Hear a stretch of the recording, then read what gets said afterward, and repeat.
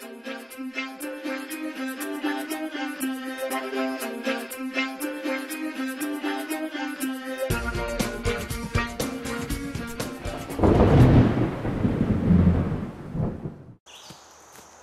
there, I'm Justin Murray with DT Outdoors. With archery season right around the corner, I figured now's a good time to talk to you guys about stand placement and hopefully give you a few tips that will help you land that buck of a lifetime.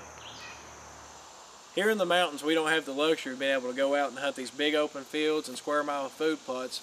In order to kill that big buck, you're going to have to get out and do your homework and scout and find where these deer are traveling, where they're bedding at, and where the food source is. The key to early season hunting is finding where the deer are eating and what they're feeding on. If you can find that, then you can find the deer.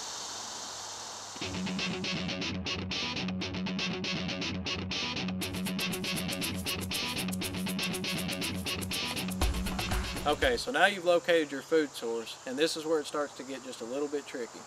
The biggest mistake that I see that hunters make is they want to hang their stand right over top of the food source and expect the big buck just to appear. While that sounds good in theory, in reality most mature bucks are nocturnal and spend most of their daylight hours bedded down.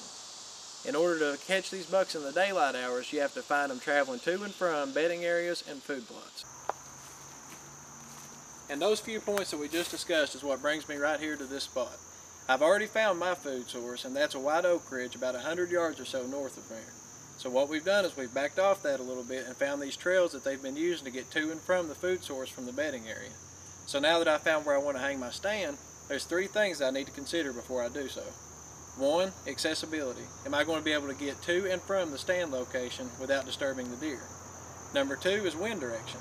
I want to make sure that I'm downwind from those deer that are in the bedding area so that I don't disturb them when they're on their way to the food source. And number three is concealment. I want to make sure that I pick a tree to hang my stand in that keeps me hid well enough from the deer where they can't skyline me.